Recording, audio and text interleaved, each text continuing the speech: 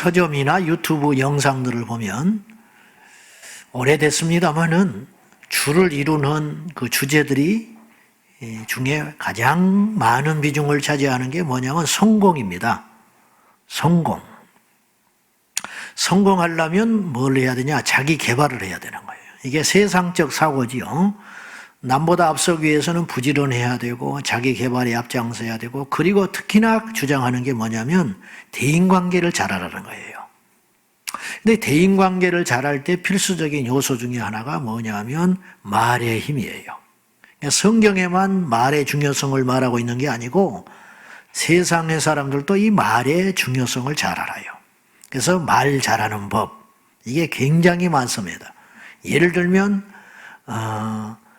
유법과 아이법이 있는데, 아이가 저녁에 늦게 온다, 너 또 늦었어? 이렇게 해서는 안 된다는 거예요. 이게 말을 그렇게 하면 안 된다는 거예요. 성공하는 사람들의 언어는 다르다는 거예요. 그럼 어떻게 말을 하냐? 네가 늦게 오니까 내 마음이 참 힘들다, 이렇게 말하는 거예요. 아이유법, 나에 대해서. 그런 사람이 얼마나 있어요? 그냥 막 화가 치밀어 오르는데.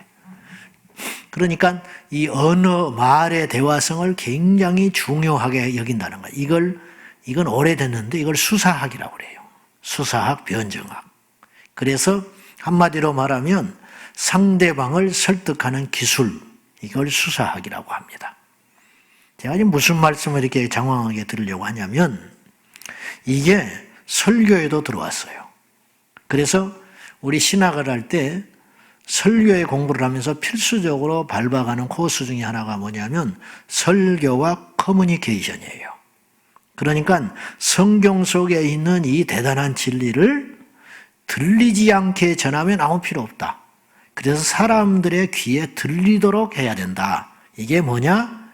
커뮤니케이션 용법이다. 그러면서 설교를 이렇게 해라 저렇게 해라. 그래서 자꾸 교정을 받아요. 다 좋습니다. 이왕이면 그렇게 하는 것이 좋겠지요. 문제는 그런 작업을 거치면서 우리도 모른 채 본질을 놓쳐버린다든지, 본질이 포장된다든지, 본질이 망가져 버린다는 거죠. 1994년에 미국에서 발칵 뒤집히는 큰 사건이 하나 있었는데, 그게 바로 그 유명한 O.J. 심슨 살인사건입니다. 이 사람은, 심슨이라는 사람은 그 당대에 대단히 성공한 미식축구 흑인 선수였습니다. 그래서 부와 명예를 갖고 있는 사람이었어요. 근데 이 사람이 포악한 사람이라 전처와 헤어지고 전처를 나중에 살해를 해버려요. 그래가지고 그 현장에서 이 O.J. 심슨의 혈흔이 발견됐고, 자기 집에서 살인에 사용했을 듯한 피 묻은 장갑도 발견됐어요. 그리고 추적해 오자 이 사람이 도망을 갑니다. 누가 봐도 살인자예요. 정황을 볼 때. 그래가지고 이 사람이 잡혔는데, 문제는 이 사람이 돈이 많아요. 그래가지고 최고의 변호인들을 꾸립니다. 그 당시 50억을 씁니다. 그 당시 50억을 써가지고 자기를 변호하는데, 변호인들은 이 사람이 살인자냐 아니냐는 관심이 없어요. 중요한 건 이 사람을 변호하는 게 목적이에요. 그래가지고 어이없게도 나중에 흑백 갈등으로 몰아가요. 이 사람이 흑인이라서 차별을 받았다. 그래가지고 미국은 배심원제가 있는데 배심원의 80% 이상이 그때 흑인이었어요. 이 사건과 연결된. 그래가지고 흑백 갈등으로 몰고 가가지고 어이없게도 심슨이 무죄로 풀려나 버려요. 그런데 미국 사람들은 다 알아요. 심슨이 죄가 없어서 풀려난 게 아니고 심슨이 막강한 변호인 덕으로 풀려났다. 그리고 나중에 유족들이 송사를 해서 먼 훗날 다시 이겨요. 그래봤자 필요가 없게 된 거예요. 제가 지금 무슨 말씀을 드리려고 하냐면 본질이 흐려지게 됐다는 거예요. 본질은 뭐냐면 그가 살인을 했다는 거예요. 근데 이게 이상하게 방향이 가버린 거예요. 1992년에 미국의 대통령 선거가 진행될 때 빌 클린턴이 당시 대통령인 부시와 서로 경쟁을 했습니다. 그런데 현재 대통령이었던 부시가 프리미엄이 있기 때문에 클린턴은 불리했습니다. 근데 클린턴이 이겼죠. 그럼 어떻게 이겼냐? 한마디 때문에 이겼어요. 클린턴이 이 구호를 들고 나왔어요. 바보들아, 문제는 경제야. 이 말을 던졌어요. 이게 엄청난 카피가 된 거예요. 무슨 말이냐면 이런저런 소리 할 거 복잡할 것 없어.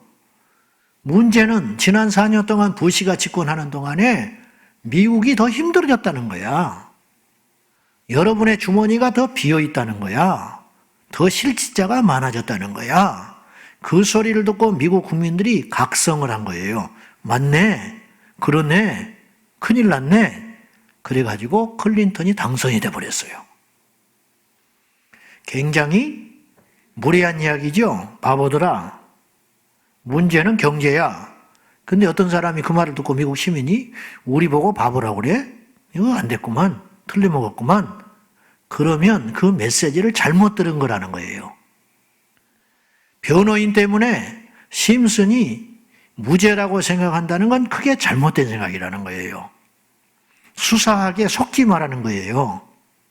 자, 제가 여러분에게 말하고 싶어요. 이 말을 하려고 여기까지 온 거예요.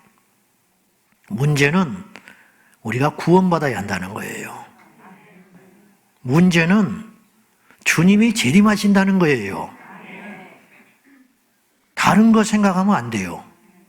근데 이게 흐려져요. 그리고 구원과 재림이니 이런 메시지를 전할 때도 자꾸 포장을 해요. 멋있게 보이려고, 잘 들리게 하려고, 거부감 없게 하려고. 그러는 사이에 뭔가 우리가 지금 진리를 못 듣고 있는 건 아닌가. 감히. 제가 지금 어떻게 이걸 전달을 해야 할지는 모르겠는데 제가 무엇을 전달하려고 하는지 여러분이 감히 잡혔을 거예요. 오늘의 주제가 재림이에요. 재림. 이 재림과 관련하여 다 폐기는 하고 우리가 몇 가지 꼭 알아야 할 일이 있어요. 첫째, 그리스도의 재림은 확실한 미래다. 이거 잊으시면 안 돼요. 뭐 이러쿵 저러쿵 하는 것 때문에 예수님의 재림을 이단들이 무슨 말을 한다고 놓치면 안 돼요. 무슨 극단적인 자들이 행동이 잘못됐다고 그래서 재림신앙까지 우리가 침해받으면 안 돼요. 문제는 재림이에요. 문제는 생명이라는 거예요. 문제는 십자가라는 거예요. 자, 그러면 예수님의 재림이 일어난다 할 때 재림 전후로 어떤 일이 일어나요? 그거 알고 계십니까? 그거 우리 다시 한번 되새겨보자는 거예요, 이 시간에. 너무 중요하니까. 십자가 다음으로 제일 중요한 거죠. 여러분, 인류사의 가장 큰 사건은 전쟁도 아니에요. 인류사의 제일 큰 사건은 제가 볼 때 하나님의 아들이 오시는 것인데 2번 오시는 거예요. 초림은 십자가, 재림은 즉 심판. 초림과 재림이 우리 인류사의 가장 엄청난 우주적 사건이에요. 이것을 놓치면 안 되겠습니다. 이게 예수 믿는 이유예요. 우리가 이 시간에 붙들어야 할 이유예요. 코로나가 중요한 게 아니에요. 코로나 때문에 구원을 잊으면 안 돼요. 코로나 때문에 십자가를 잊으면 안 돼요. 코로나 때문에 다시 오실 우리 주님의 재림 신앙을 희석화시키면 안 돼요. 자, 주님이 오신다는 걸 이 땅의 정상적 그리스도인이라면 누가 부정하겠습니까? 근데 문제는 믿고 있다고 그래요. 안다고 그래요. 깨어 있어야 한다고 그래요. 근데 전혀 모르는 자처럼 행동을 해요. 그건 믿지 않는다는 것과 같은 말이죠. 주님이 다시 오신다면 그 오실 적에 전후에 어떤 큰 사건들이 일어난다는 거예요. 그거 한번 알아봐야겠죠? 자, 데살로니가 후서 2장 3절인데요. 주님의 재림 전에 이런 일이 일어납니다. 다 같이 시작. 누가 어떻게 하여도 너희가 미혹되지 말라. 먼저 배교하는 일이 있고 저 불법의 사람 곧 멸망의 아들이 나타나기 전에는 그날이 이르지 아니하리니. 그날이 이르지 않는다는 말은 재림하지 않는다는 뜻이 아니잖아요. 앞에 이런 일이 반드시 일어난다. 이걸 강조하려고 이렇게 표현하는 거예요. 그러면 주님의 재림 전에 필수적으로 두 사건이 일어난다. 첫째는 배교한다. 배교한다는 말은 뭐냐? 믿음을 버린다는 말이죠. 믿음을 배신한다. 종교를 배신하는 거죠. 그리고 왜 배신할까? 왜 믿음을 버릴까? 간단해요. 힘드니까. 불이익이 있으니까. 차별당하니까. 오죽하면 믿음을 버리겠습니까? 또 거꾸로 말하면 믿음을 버릴 수밖에 없을 만큼 강력한 핍박과 환난과 시련이 있다. 물론 거기서 살아남은 사람도 있겠지요.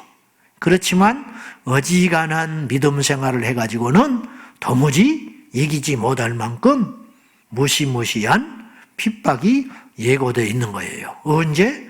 주님 오시기 전에. 코로나도 만만치 않습니다. 그러나 이것과는 비교할 수 없는 거예요. 우리가 지금 차별받고 있거든요. 교회가. 코로나 때문에 교회가 차별받고 있는 거예요. 직장에서 불이익 당할 수 있습니다. 주일날 교회 갔다 왔다고 하면 싫어해요. 그리고 교회 갔다 왔다 하면 의심의 눈으로 봐요.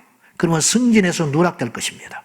가뜩이나 기업들이 요새 어렵기 때문에 누군가를 지금 정리해고를 해야 되는데 1순위가 누구겠어요?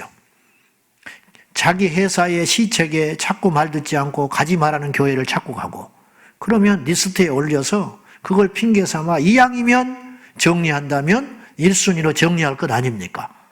그런 일이 반복이 되고 혼사길이 막히고 학교를 못 가게 되고 직장에서 차별을 받는다면 과연 여기서 버티고 견딜 사람도 있겠지만 믿음을 내가 마음속으로만 믿으면 되지 하고 자기 합리화를 하면서 믿음에서 떠난 사람도 분명히 일어나고 있다, 지금. 그러면 앞으로는 어떻게 하냐는 거예요. 앞으로는. 여러분, 말도 안 되는 소리 같지만 저보다 여러분의 믿음이 더 좋아야 돼요. 저는 교회 안에만 있잖아요. 여러분은 세상에서 수많은 일들 속에서 얽혀 있잖아요.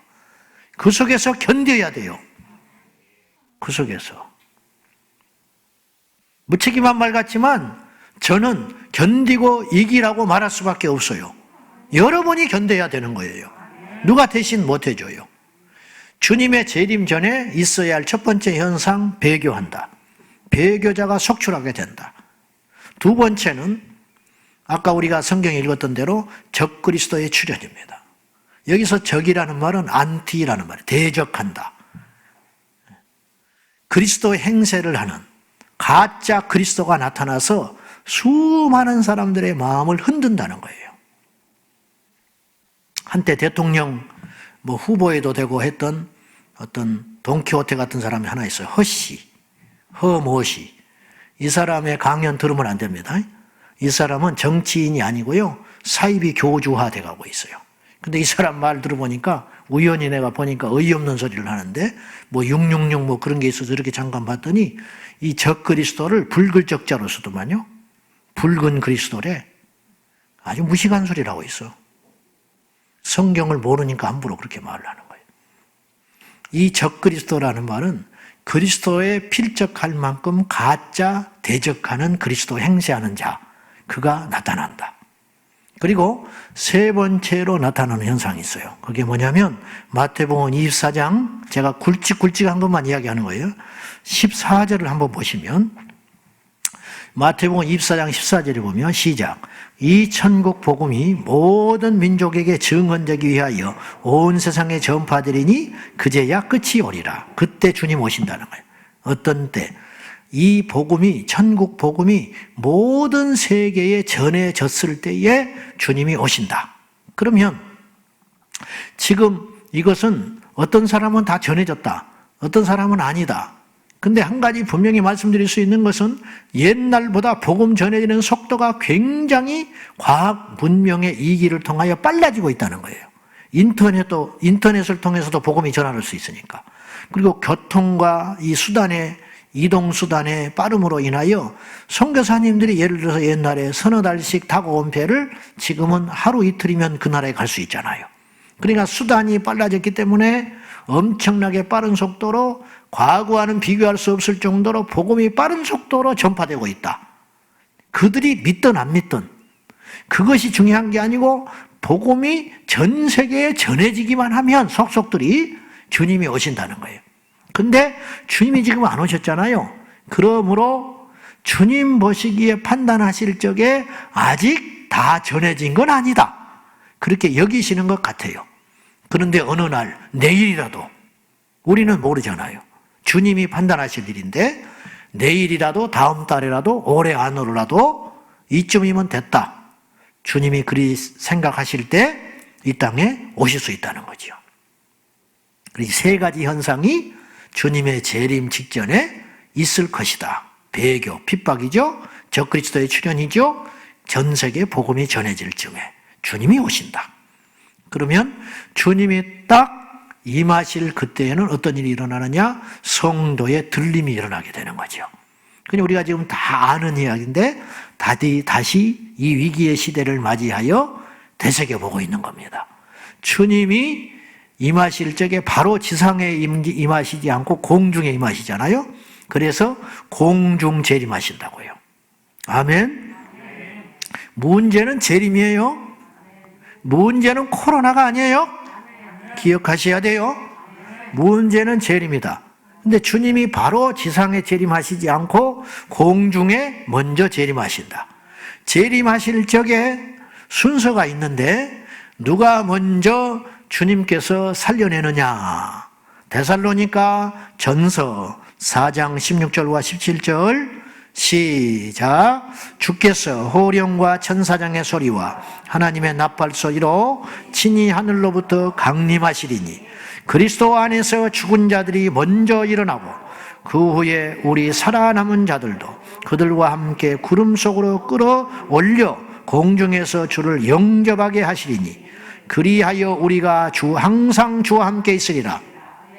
여기서 그리스도 안에서 죽은 자라는 표현은 예수님을 믿고 죽은 자들입니다. 예수님 십자가에 달리실 때 한편의 강도가 막차를 탔잖아요.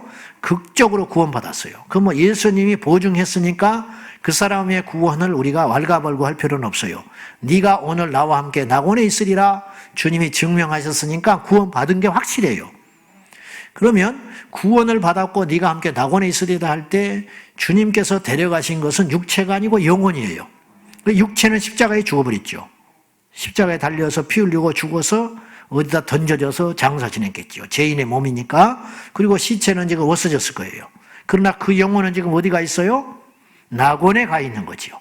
낙원에 있는 그 강도뿐만 아니라 어제까지, 지금 예배 직전까지도 누군가 믿는 자가 전 세계 가운데서 죽었다면 그 영혼은 지금 낙원에 들어갔겠지요.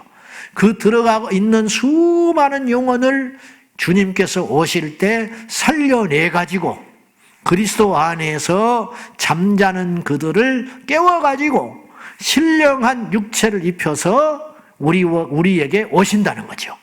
그래서 요새는 그런 그림을 보기가 힘들어졌지만은 주님의 재림 그림 있잖아요. 공중에 임하시는 재림 그림 보셨죠? 한두 번은 중앙에 주님이 서 계시고 하얀 옷을 입고 서 계시고 셀 수도 없는 수많은 무리들 뒤에 쫙 주변에 서 있잖아요. 그리고 천사와 함께 공중에 구름 위에 뜨셔가지고 저 멀리 빛 가운데 주님이 서 계시잖아요. 이게 공중 재림이거든요.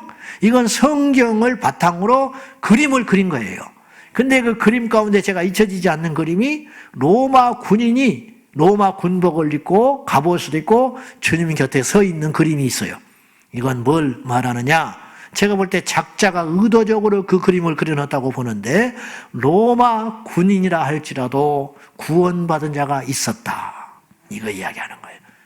그러니까 이방인이나 유대인이나 차별이 없이 누구든지 그리스도만 믿으면 구원받은 거야. 그들이 우리 주님 오실 때 몸을 입고, 그래서 고린도전서 15장에 부활장에 사도 바울은 그리스도인들의 부활에 대하여 명시하기를 이 썩을 것이 썩지 아니할 것을 입게 될 것이고, 이제 안 썩는 육체를 입는다는 거예요. 이 육체가 신령한 몸을 입게 되는 날이 오리라. 그 날이 언제냐? 우리 주님 다시 오실 때. 그러니까 그들과 함께 오시는 거예요. 그리고 그 순간, 그러니까 순서는 분명히 차이가 있어요. 그들이 먼저 일어난다고 했어요. 그 다음에 이 지상에 남아있는 자들, 뭘 전제하느냐? 믿는 자들을 전제하고요. 믿고 남아있는 자들이 공중으로 변화되어 끌어올려간다. 끌려 올라간다는 말이 휴거라는 말이죠. 그리고 이 몸 가지고는 못 가죠. 그리고 우리가 잘 실감이 안 나지요. 실감 나는 이야기, 나는 이야기를 하나 할게요. 그리스도를 보시면 알아요. 예수님이 무덤에 있다가 부활하셨잖아요. 부활하신 주님이 어떤 몸을 입으셨는지 아십니까? 신령한 몸을 입으셨어요. 예수님은 공생애 하는 기간 동안에는 신령한 육체가 아니었어요. 그래서 신령한 육체가 아닌 우리와 같은 동일한 육체를 입고 마리아의 몸에서 탄생했기 때문에 어린아이 시절이 있었지요. 그래서 피곤도 하셨고 밥을 안 드시면 배고프셨고 그리고 십자가에 달려서도 동일한 우리처럼 고통을 당하셨고 피곤하면 배 밑바닥에서 주무셔야만 했고 그러니까 체력이 있는 거예요. 그거 우리와 똑같았어요. 그런데 그분께서 십자가의 죽음을 통하여 부활하셨어요. 부활하실 때 새로운 몸을 입었다고 우리가 말할 수 있는 근거가 있습니다. 누가복음 24장에 보면 엠마오 도상에서 2명의 제자가 자기 고향 땅으로 가다가 예수님을 만났어요. 근데 못 알아봐요. 예수님과 대화를 하고 길을 같이 가는데 이들은 예수님을 몰라봤어요. 아무리 미련해도 그렇지 어떻게 같이 지내온 세월이 얼만데 예수님과 밥을 먹고 잠을 자고 같이 말씀을 나눴는데 예수님 모른다는 게 말이 됩니까? 안 그래요? 말이 안 되죠. 그건 뭐냐?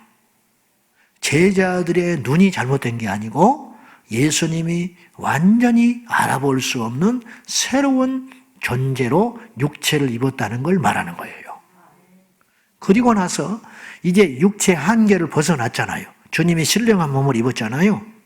그래서 그들과 말하다가 싹 사라져버립니다. 그건 뭐냐? 공간의 제한을 안 받아요. 여기 있다가 주님이 미국으로도 가버리는 거예요. 동화 같은 이야기가 아닙니다. 누가복음 24장을 찬찬히 읽어보십시오. 명확하게 그렇게 써 있습니다. 주님이 사라지셨어요. 그리고 탁 나타나요. 어디에 나타나느냐? 갈릴리에 나타납니다. 주님이 부활하신 다음에 갈릴리에 먼저 가겠다고 말하셨거든요. 근데 제자들의 믿음이 없어서 갈릴리로 가질 않아요. 주님이 갈릴리로 가셔요. 그리고 고기 잡고 있는 제자들을 만나가지고 강가에서 주님께서 고기를 가져오라. 그래가지고 구워진 고기를 잡수세요. 주님이. 그러니까 신령한 몸을 입었지만 음식은 드셨다는 거예요. 그래서 우리가 주님 앞에서 휴거되어 새로운 몸을 입어도 이 몸을 가지고 천국에 가서 먹고 마시는 거예요. 그래서 그 생명수 가에 달마다 12가지 실과의 종류를 맺는 생명나무가 있다고 그랬잖아요. 그걸 먹었을 때 우리가 이 땅에서 과일을 먹고 음식을 먹고 맛있다, 맛없다, 짜다 하는 것처럼 똑같은 것을 느끼게 된다는 거예요. 미각이 살아있다는 것이지요. 단지 차이가 있다면 그 신령한 육체는, 새롭게 입은 육체는 늙거나 병들거나 쇠하지 않는다. 주님처럼. 그러기 때문에 영원히 살게 되는 거예요. 그리고 우리 주님께서 아시다시피 40일을 신령한 몸을 가지고 제자들과 함께 지내시다가 제자들이 보는 데 앞에서 감람산 근처에서 올라가지 않습니까? 우리 이 몸을 가지고는 주님도 못 올라가신 거예요. 부활하셨고 신령한 새 몸을 어쩌면 당신의 보좌에서 있었을 때 그 몸을 신령한 몸을 입으셨기 때문에 1층천, 2층천을 뚫고 3층천 하나님 나라의 성천에 올라가신 것이죠. 제 말이 논리적으로 맞는 말이죠. 그러면 우리 주님 공중에 재림하실 적에 우리도 변화되기 때문에 공중으로 올라갈 수 있다는 거예요. 할렐루야. 그러면 주님이 재림하실 때 그 상황을 오늘 예수님은 굉장히 사실적으로 이렇게 표현했어요. 24장 40절과 41절이에요. 같이 봐요. 시작. 그때에 두 사람이 밭에 있음에 한 사람은 데려가고 한 사람은 버려둠을 당할 것이요. 두 여자가 맷돌질을 하고 있음에 한 사람은 데려가고 한 사람은 버려둠을 당할 것이니라. 데려간 사람은 휴거되는 사람이고 버려짐을 당하는 사람은 믿지 않았던 사람이죠. 그건 주님이 판단하셔요.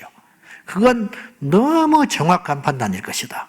주님이 오류가 없으시니까. 그 말이죠. 그럼 밭을 가는 사람, 과거의 농경 문화 속에서 밭을 두 사람이 갈았다는 것은 가까운 관계입니다. 부모 자식, 형제, 그렇죠? 맷돌질을 했다? 자매지간, 혹은 어머니와 딸, 혹은 시어머니와 며느리, 아니면 아주 가까운 이웃간, 그렇게 맷돌질을 갈았죠. 이게 이제 과거 농경 문화니까 이렇게 말하셨지, 오늘로 빗대어 보면 두 사람이 운전하고 가다가 한 사람이 없어져 버리는 거죠. 열차 기관사가 없어져 버리는 거죠. 그렇지 않겠습니까? 두 사람이 식탁에서 밥을 먹다가 없어져 버린 거죠. 맷돌질을 한참 갈고 있는데 갑자기 사람이 없어져 버렸어요. 그때 100이면 100, 화장실 갔나? 급한 일 보러 갔나? 그렇게 생각할 거 아닙니까? 야, 신기하다. 어디 갔지? 없어져 버렸으니까. 그리고 계속 맷돌 가는 거예요. 혼자 오기를 기다리면서. 근데 시간이 지나도 안 와. 그리고 일은 다 마쳤어요. 그럼 혼자 남아서 맷돌 갈던 사람이 찾을 거 아닙니까? 없어.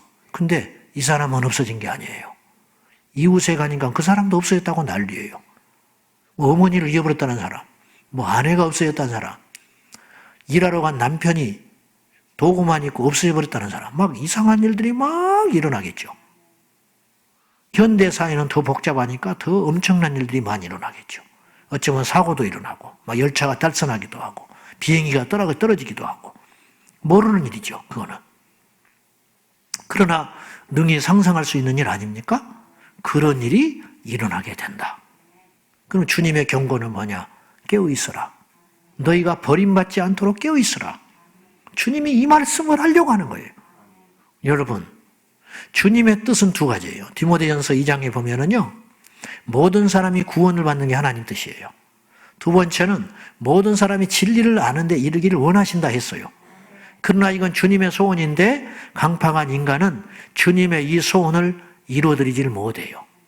모두 다 구원 못 받아요. 모두 다 진리를 알지 못해요. 그거는 이 세상에 우리를 봐도 그렇잖아요. 복음이 증거됐지만 이민족이 다 예수에 대해서 들었지만 교회를 밤낮으로 지나가지만 회개하는 거 아니잖아요. 그러니 분명히 구원받지 못한 사람이 있다. 문제는 우리 교회 안에도 있을 수 있다는 거예요. 누가 버림받을지는 아무도 모른다는 거예요. 어떻습니까? 자신 있나요? 가고 싶다고 가는 나라가 아니라고 그랬어요. 너희가 들어가기를 원해도 얻지 못할 자가 많으리라. 구원받은 자가 많습니까? 그랬더니 좁은 문으로 들어가기라. 들어가기를 힘써도 얻지 못할 자가 많으리라. 구원받기를 원하고 천국 가고 싶습니다. 아무리 소원을 가져도 가지 못할 자가 많으리라. 마지막 날에 들림받기를 원합니다. 그렇게 소원을 가져도 그렇게 올라가지 못할 자가 많으리라. 이게 성경에 계속되는 경고입니다. 여러분, 사람들은 나쁜 가정과 전제를 극도로 싫어합니다. 재수 없다고 합니다. 왜 불길한 소리를 하냐고 합니다. 그러나 성경은 생명을 다루는 책이기 때문에 이거 분명히 다뤄봐야 됩니다. 운전을 하고 여행을 떠나는 남편에게 사고 날지 모르니까 조심해. 아내가 그럽니다. 재수없는 소리 하고 있네. 남편이 그렇게 말할 수 있습니다. 그러나 그건 재수없는 소리 같기도 하지만 그것은 지혜로운 이야기입니다. 조심하라는 거야. 그러니까 우리가 다 마지막 때에 들림받기를 원하고 구원받기를 원하는 한결같은 소원이 있지만 우리는 무엇도 염두에 둬야 되냐? 우리가 버려질지도 모른다. 그건 주님이 보는 관점으로. 내가 아무리 믿는다 해도 주님이 올 때 아니라 하면 끝이기 때문에 그걸 전제하고 경고로 받아들여라. 제일 최선은 주님 오실 적에 들림 받는 겁니다.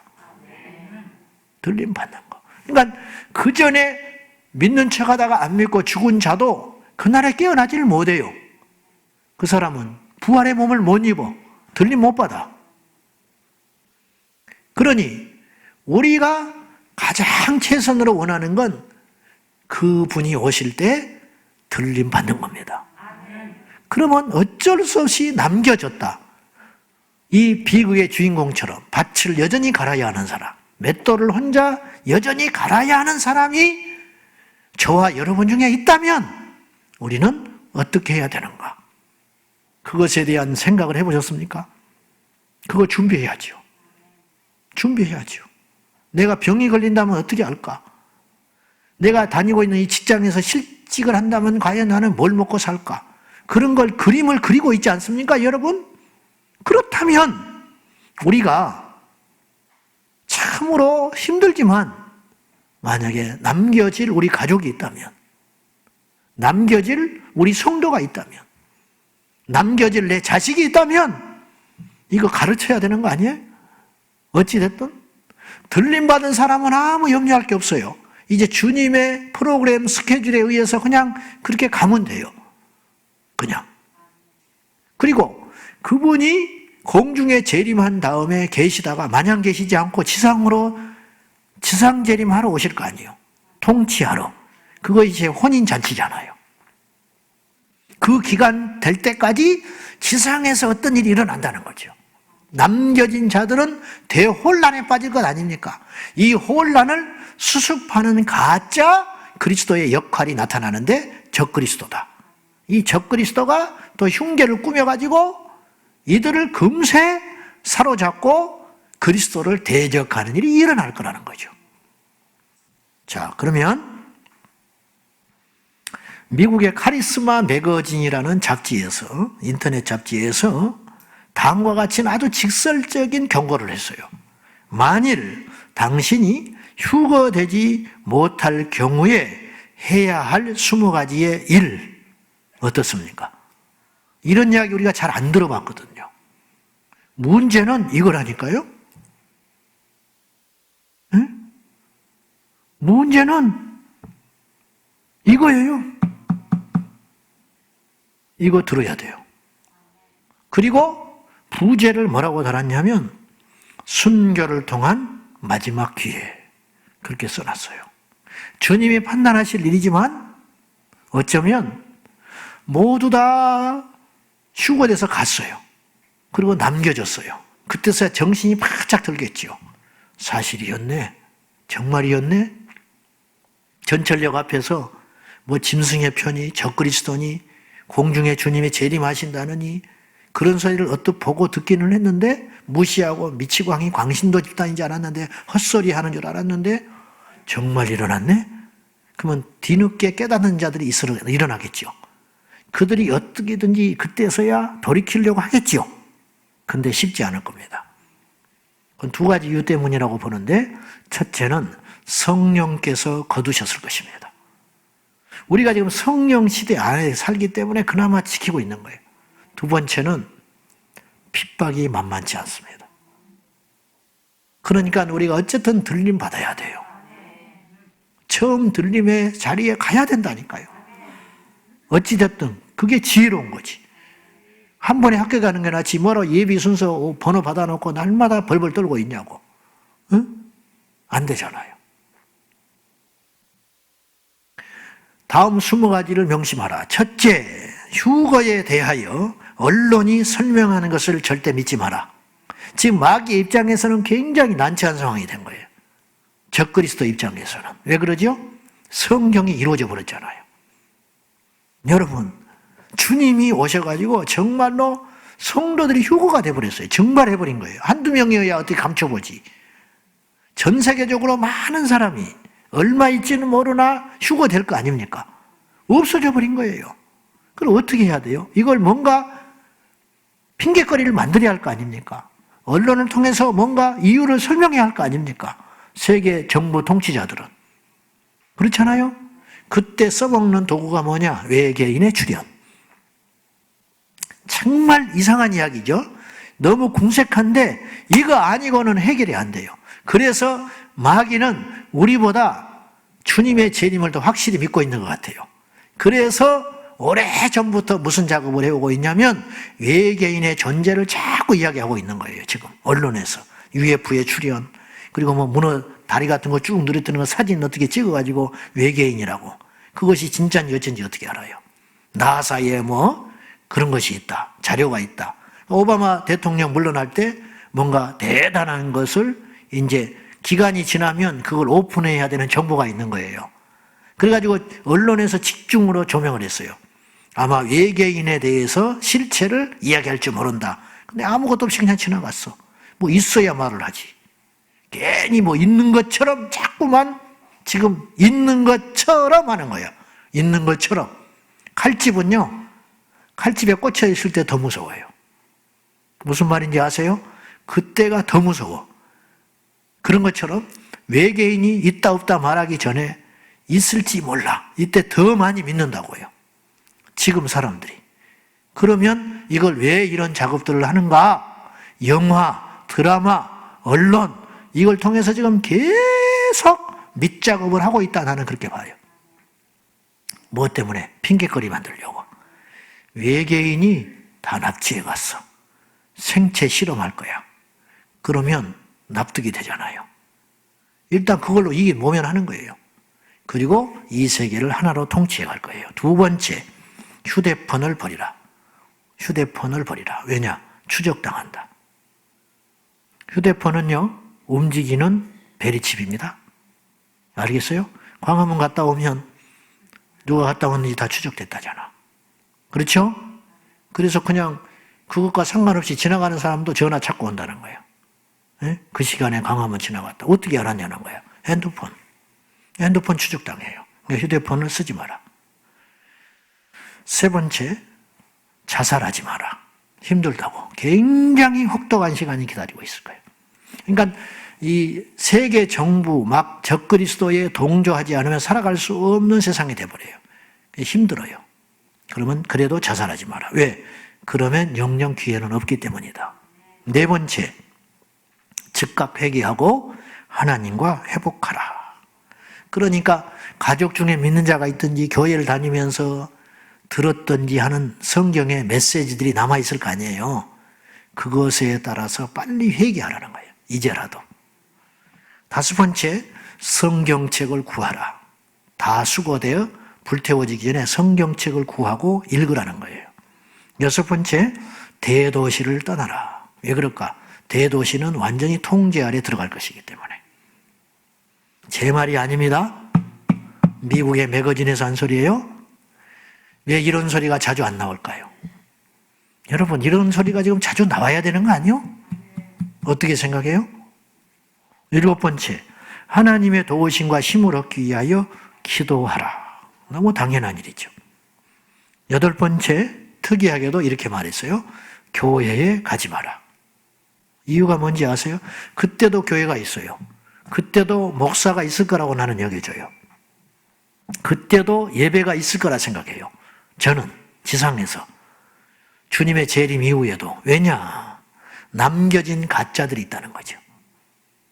그들이 적그리스도께 충성을 하면서 호도하기 위하여 북한에도 교회가 있듯이, 그러나 김일성을 찬양하는 것이듯이 그런 버려진 교회들이 있을 것이니까 그 교회를 가면 안 된다라고 주장하는 거예요. 여기서는. 왜냐? 미혹당하니까. 아홉 번째, 자동 충전이 가능한 라디오를 준비하라. 아주 실제적인 이야기죠. 돌아가는 이야기를 들어야 하니까. 열 번째, 어떤 경우에도 적 그리스도의 표적에 넘어가지 마라. 무슨 말이냐? 성경에 예언하는 바 적 그리스도가 나타나서 신기한 능력을 행한다고 그랬어요. 그러니까 미혹당하지 말라고 경고했어요. 요한계시록을 보면 바다에서 올라온, 땅에서 올라온 짐승들이 어떤 표적을 행하냐면 적 그리스도가 형상을 만들어 놓고 죽었는데 그것에 생명을 불어넣는 기적까지 베푼다는 거예요. 이것은요, 인간이 할 수 없는 능력이에요. 여러분, 죽은 자를 살리는 능력을 주님만 가능하지 않겠어요? 그런데 그런 능력을 사람들 앞에서 행한다는 거예요. 그러면 어지간해서는 다 넘어가지요. 주님이 지상에 재림한 걸로 착각할 수 있다는 거죠. 주님은 지금 공중에서 재림해 계시는데 이 땅에서는 그런 일이 일어난다는 거예요.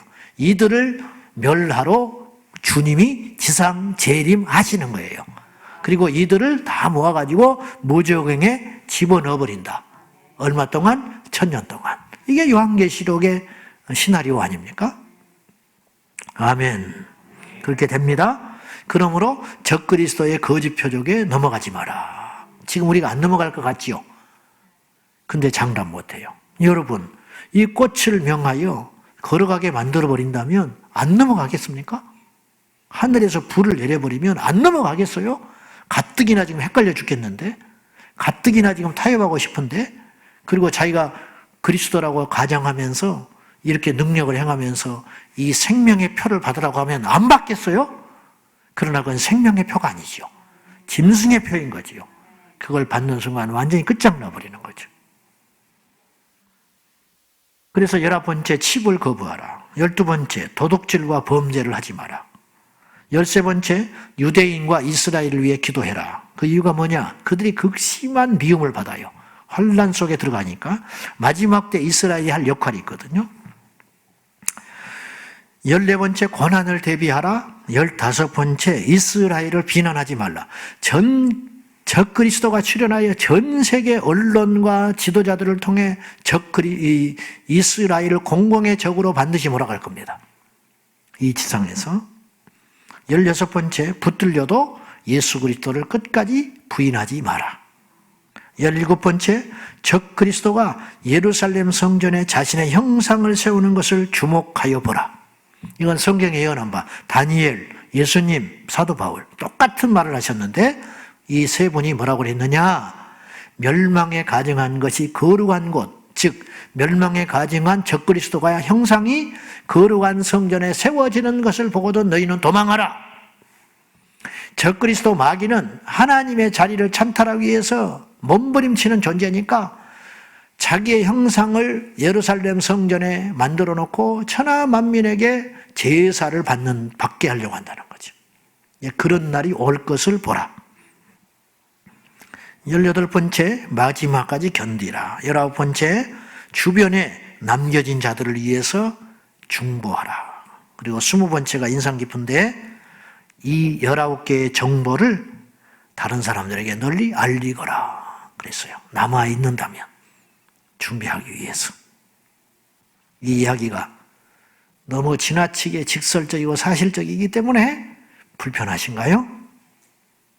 그렇다면 여러분의 귀는 달콤한 설탕 발림에 지금까지 속은 것입니다.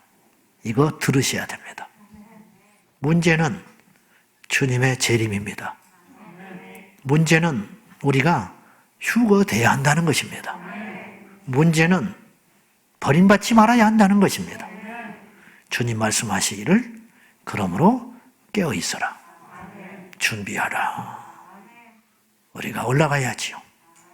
남아서 이 혹독한 시간들을 우리가 이길지 못 이길지, 견딜지 못 견딜지, 분별을 할지 못할지도 모르는 이 어려운 일들 가운데 우리가 가서는 안 되겠습니다. 그러므로 지금 깨어 있으십시오. 지금 준비하십시오. 기도하겠습니다.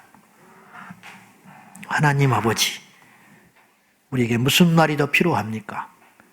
우리 주님 역사 속에 오셨고 반드시 오실 걸 믿습니다. 오신다면 준비해야 되겠습니다. 다시 오실 주님을 기다리는 거룩한 신부로 더 거룩하게 하시고 더 깨어있게 하시고 더 세상에 치우치지 말게 하시고 말씀을 부지런히 읽고 기록된 말씀대로 행하여 우리 영혼을 잘 단장하여 있다가 예수님 오실 때 호련히 변화되어 공중에서 예수님 맞이하는 그런 복을 허락해 주시옵소서. 주여, 주님 오실 때 우리를 기억하여 주시옵소서. 예수님의 이름으로 기도하옵나이다. 아멘.